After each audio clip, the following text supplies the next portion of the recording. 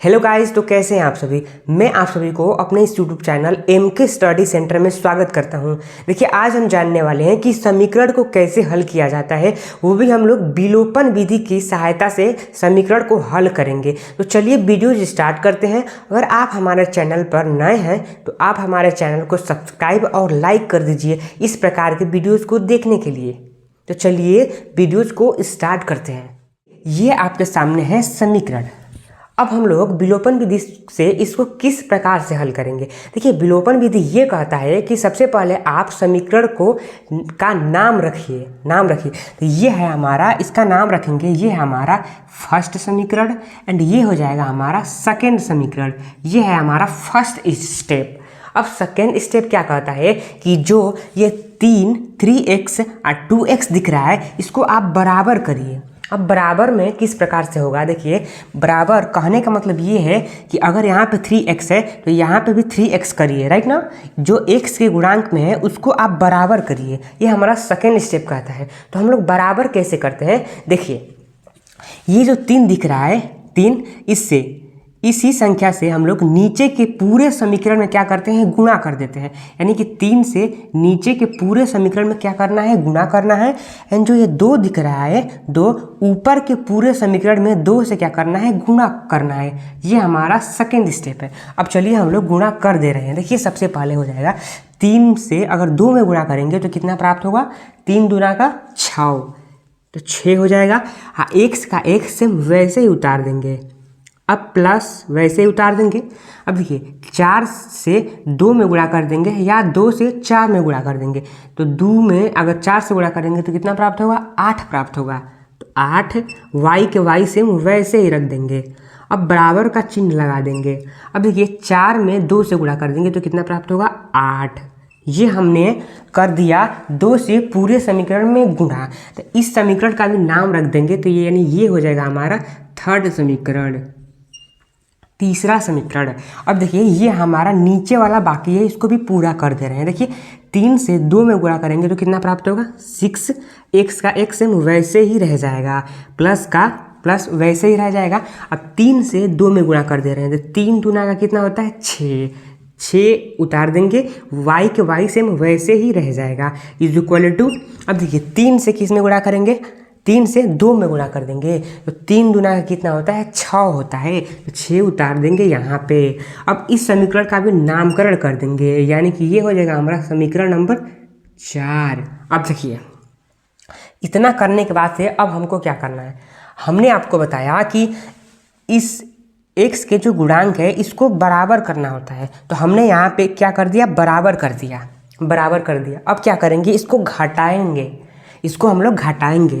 तो कैसे घटाएंगे, देखिए, सबसे पहले आप समझिए कि जब किसी भी अंक के सामने कोई चिन्ह नहीं रहता है, मतलब उसके सामने किसी भी प्रकार का चिन्ह लिखा नहीं रहता है, मतलब किसी भी अंक के सामने कोई चिन्ह नहीं रहता है, तो आपको समझ लेना है कि उसके सामने प्लस छिपा है। इसको हम लोग बाहर निकाल दे रहे हैं। यहाँ भी हो जाएगा प्लस एंड यहाँ भी हो जाएगा प्लस, राइट। अब देखिए, आपको चिन्ह में परिवर्तन करना है। परिवर्तन करना है। देखिए, तो किसको देखकर करना है, वो है नीचे वाले चिन्ह को। तो यहाँ पे है प्लस, तो यहाँ पे क्या हो जाएगा, माइनस। यहाँ पे है प्लस, तो क्या हो जाएगा, माइनस। अब देखिए, यहाँ पे भी कोई चिन्ह नहीं है, यानी कि प्लस छिपा है, तो यहाँ पे है प्लस, तो नीचे क्या हो जाएगा, माइनस। अब देखिए, अगर 6x में से 6x को घटा देंगे तो क्या प्राप्त होगा, 0 प्राप्त होगा, यानी कि ये हो जाए, कट जाएगा, राइट। अब देखिए, यहाँ पे है प्लस और यहाँ पे है माइनस, तो प्लस माइनस अगर गुणा करेंगे तो क्या प्राप्त होता है, माइनस प्राप्त होता है। अब माइनस का मतलब क्या होता है, घटाना, यानी हमको घटाना है।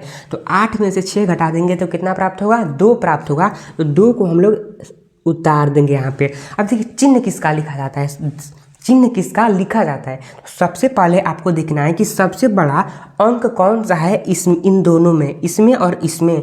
तो कौन सा है, 8 है। 8 के सामने कौन सा चिन्ह है, तो वो है आपका प्लस का चिन्ह। तो यहाँ पे हम लोग लगा देंगे प्लस का चिन्ह। अगर नहीं भी लगाएंगे तो चलेगा, राइट। तो 2, अब y का y सेम वैसे ही उतार देंगे, बराबर का चिन्ह लगा देंगे। अब देखिए यहाँ पे है प्लस जो कि छुपा है और यहाँ पे है माइनस, तो प्लस माइनस क्या होता है माइनस, यानी कि हमको क्या करना है घटाना है। तो 8 में से 6 घटा देंगे तो कितना प्राप्त होगा 2 प्राप्त होगा। तो यहाँ पे लिख देंगे 2। चिन्ह किसका लिखते हैं, हरदम बड़े वाले अंक के सामने जो चिन्ह होता है उसी को लिखते हैं। तो बड़े वाले अंक के सामने चिन्ह कौन सा है प्लस का, तो प्लस नहीं भी लिखेंगे तो चलेगा, राइट। अब देखिए यहाँ पे y इज इक्वल टू, अब देखिए ये जो 2 है वो किसके गुणांक में है y के गुणांक में, और हमें y का मान निकालना है।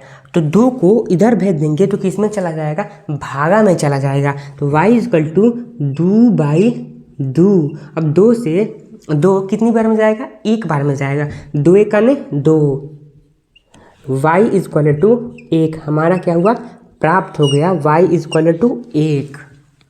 अब देखिए हमको क्या करना है कि y का मान इन दोनों समीकरण में से किसी एक समीकरण में रखना है, तब x का मान प्राप्त होगा। तो चलिए हम लोग यहाँ पे रख दे रहे हैं। देखिए मान लीजिए कि हम लोग इस समीकरण में y का मान रख रहे हैं, यानी कि 6x plus 8y is equal to 8, right. अब इस समीकरण में हम लोग, समीकरण नंबर क्या है थर्ड, तीसरा में y का मान रखने पर लिखेंगे साइड में, तो ये हो जाएगा 6x प्लस 8, राइट। अब y की जगह हमको क्या रखना है 1 रखना है, तो गुणा में लगाकर 1 रख देंगे इज इक्वल टू कितना हो जाएगा 8। 8 सेम के सेम वैसे ही रह जाएगा। अब हम लोग क्या करेंगे कि 6x उतार देंगे, प्लस में 8 से 1 में गुणा करते हैं तो क्या प्राप्त होता है 8 ही प्राप्त होगा। तो 8 लिख देंगे, इक्वल में क्या लिख देंगे 8 लिख देंगे, राइट। चूँकि हमको x का मान निकालना है, यानी कि इधर जितना भी अंक है उसको हम लोग बराबर के उधर भेजेंगे, राइट ना। देखिए 6x वैसे ही उतार देंगे इज इक्वल टू 8। अब देखिए ये है प्लस में, तो इधर बराबर के उधर जाएगा तो किस में जाएगा माइनस में जाएगा, यानी कि माइनस का हो जाएगा 8, राइट।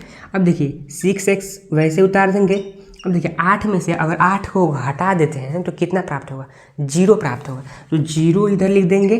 अब देखिए चूँकि हमको x का ही मान ज्ञात करना है और जो 6 है वो x के गुणांक में है, तो 6 को हम लोग बराबर के उधर भेजेंगे तो क्या हो जाएगा भागा में हो जाएगा, यानी कि x इज इक्वल टू 0/6, यानी कि x इज इक्वल टू 0 हो जाएगा।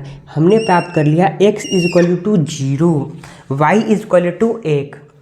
देखिए अगर आपको नहीं समझ में आया होगा तो आप वीडियोस को दोबारा देख लीजिए, आपको समझ में आ जाएगा, राइट ना। आप अपने खाली माइंड से इसको देखिए।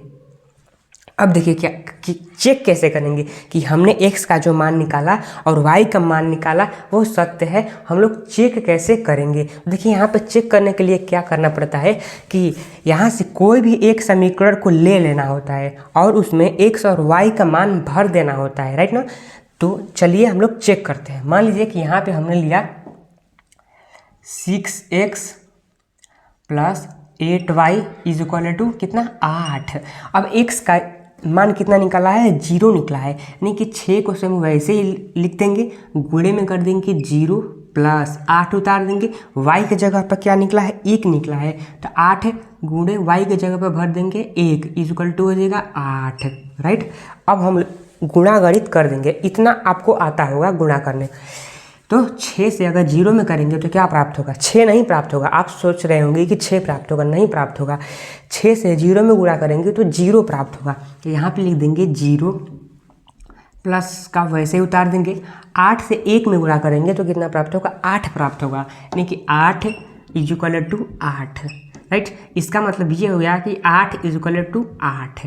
देखिए अब आप एक चीज़ नोटिस कीजिए कि देखिए बराबर के इधर भी 8 है और बराबर के इधर भी 8 है, यानी कि ये जो हमारा समीकरण है वो सत्य है। जो हमने x का मान 0 निकाला और y का मान 1 निकाला वो भी हमारा सत्य है।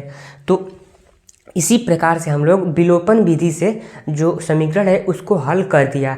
तो आप प्रैक्टिस करिए इसको बार बार नए नए क्वेश्चन में, ठीक ना।